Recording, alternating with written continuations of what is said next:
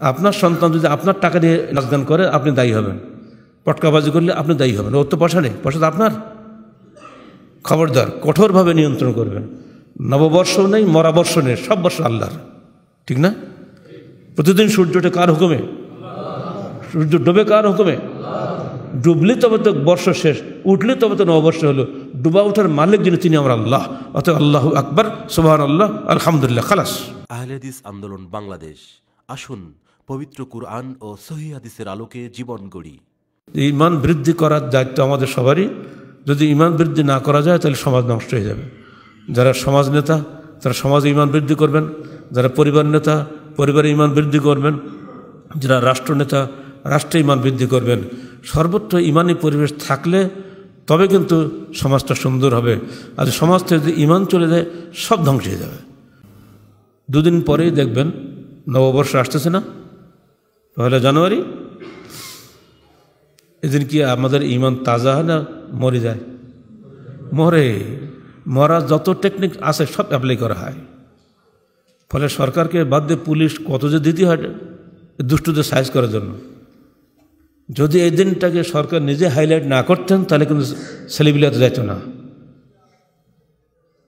একটা আছে 31st night, 31শে December, ঠিক তার পরদিন হবে 1 জানুয়ারি। দুটোই খ্রিস্টানদের ব্যাপার স্যাপার, এখানে মুসলমানদের কিছুই নেই। নববর্ষ তো আমাদের 3টে, একটা হিজরি নববর্ষ, একটা খ্রিস্টাব্দ নববর্ষ, একটা বাংলা নববর্ষ, তাই না? ঠিক তার আগের দিন 3টে মরা বর্ষ ধরে নেন, এটা বিদায়ী বর্ষ। আমাদেরকে এই কাজই করতে হবে নাকি? এগুলো সবই ইহুদি নাসারাদের এবং অমুসলিমদের অনইসলামী তরিকা, এক কথা শয়তানি তরিকা। আমাদের সন্তানদেরকে এগুলো থেকে দূরে রাখুন। আর যারা আপনারা বুড়ো হয়েছেন না, আপনারা দুষ্ট শিরোমণি, আপনারা তো নাচতে গাইতে পারেন না, তো টাকা দেন ছেলেদের, ছেলে চাচ্ছে কী করবো, যা বাবা নিয়ে যা। অতএব বুড়োগুলি পিটান দরকার বেশি ছেলেগুলোর চাইছে। অতএব সাবধান দাড়িওয়ালারা, আপনার সন্তান যদি আপনার টাকা দিয়ে নাচ গান করে আপনি দায়ী হবেন, পটকাবাজি করলে আপনি দায়ী হবেন। ওর তো পয়সা নেই, পয়সা তো আপনার। খবরদার, কঠোরভাবে নিয়ন্ত্রণ করবেন। নববর্ষ নেই, মরাবর্ষ নেই, সব বর্ষ আল্লাহর, ঠিক না? প্রতিদিন সূর্যটা কার হুকুমে? সূর্য ডুবে কার হুকুমে? ডুবলে তবে তো বর্ষ শেষ, উঠলে তবে তো নববর্ষ হলো। ডুবা ওঠার মালিক যিনি, তিনি আমার আল্লাহ। অতএব আল্লাহু আকবার, সুবহানাল্লাহ, আলহামদুলিল্লাহ, খালাস। আল্লাহ পাক আমাকে ঘুম থেকে জাগিয়ে উঠেছেন, আলহামদুলিল্লাহি আহিয়ানা বা'দা মা আমাতানা ওয়া ইলাইহিন নুশুর। যাবতীয় প্রশংসা হচ্ছে আল্লাহর জন্য, যিনি আমাকে জীবিত করলেন, আমাকে মৃত্যুদানের পরে আবার তার কাছে আমাকে ফিরে যেতে হবে।